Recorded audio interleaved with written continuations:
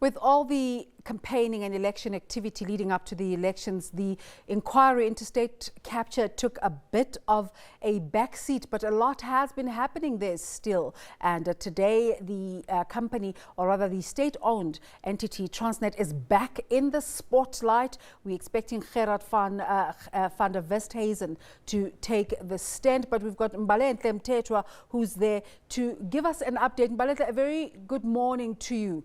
Just a recap of what has been happening since these conversations have been happening around Transnet. Good morning, Desiree. Definitely, the state capture inquiry did have to take a back burner during the election period. But now that everyone's attention is back to the state capture inquiry, I'm more than happy to give you an update of what's being discussed.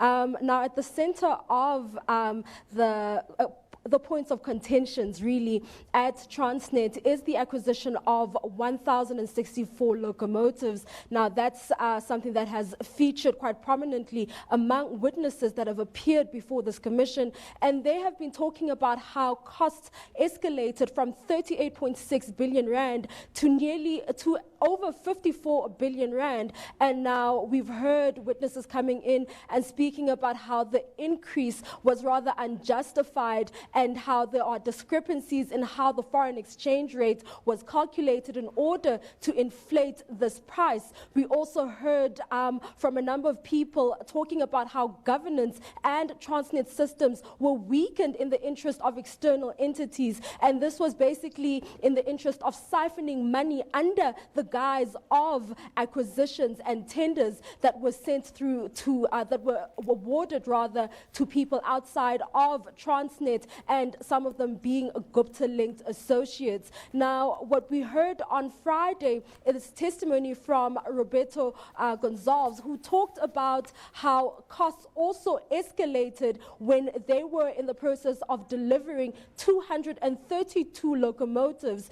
He was formed part of a consortium called China North Rail Rolling Stone South Africa Consortium. Now, this is a division, a part of China North Rail, a Chinese company that was due to deliver locomotives as part of the 1064 acquisition. And they talk about how because they had to relocate a manufacturing arm, a Transnet's manufacturing arm to Durban, costs escalated from 6.7 million rand to 647 million rand. And we heard Judge Raymond Zondo sounding rather appalled at that, you know, such a huge amount of money was paid to this company for no apparent reason. And the reason they were even able to get this amount of money was because they had subcontracted with an alleged Gupta-linked company called Bex. And the only reason they even signed this contract with this company is because they said that they were the only ones who were able to get China North Rail South Africa the 647 million rand.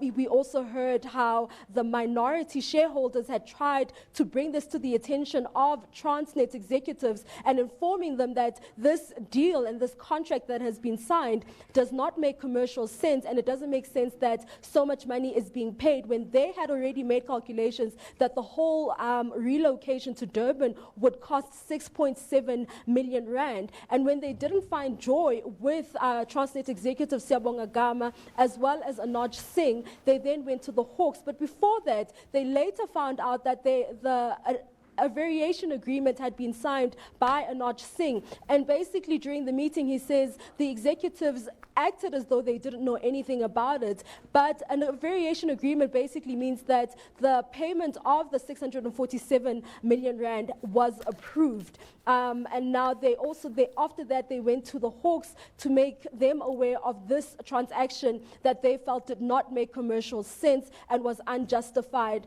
And he says that they found no joy. And even 18 months after they'd reported this matter to the Hawks had never come back to them to get more information and to investigate. And you heard Judge Raymond Zondo sounding rather appalled at how at the manner in which the Hawks have handled this matter, saying that this is taxpayers' money, this is your money, this is my money, and he instructed the Commission's legal team to then investigate the matter.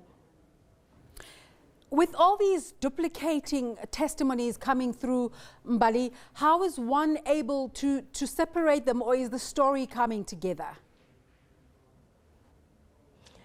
You know, we're getting pieces of a puzzle.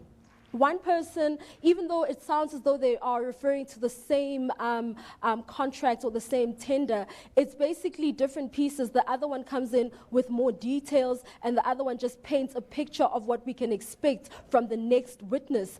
So we are slowly but surely getting to the bigger picture. So Mr. Gerard van der Westhuizen is expected to testify today. What can we expect from his testimony? We can definitely expect to hear testimony on tender irregularities, the weakening of corporate governance, and how systems were weakened. We can also hear about how certain deals were probably pushed forward without the board's approval and so on. And we're probably going to hear more names coming forward, and maybe some of them names we've heard before, some of them being former CEO Brian Molefe and Naj Singh, as well as Siyabonga Gama. We also heard board chairperson Dr. Popo Molefe referring to the trio as the instigators and basically the enforcers of the state capture project within the entity. Bali, thank you so much for setting the scene for us there. Quite a similar thread in this inquiry and the PIC inquiry this week, focusing on different transactions that were irregular at both organizations. But also something interesting when you go online, on the page, I will just look at it now, the page of Corruption Watch, where they have actually pictures of Naj Singh and Brian Molefe and other executives, and with a note that says, we allege that these former Eskom board directors watched over the rampant looting of the power supplier and abused their positions. I'm not going to read all of it. You can go over to their website. An interesting one to look at when you consider that these are the very same officials who are also implicated at Transnet. Let's take a break. We'll be back in a moment.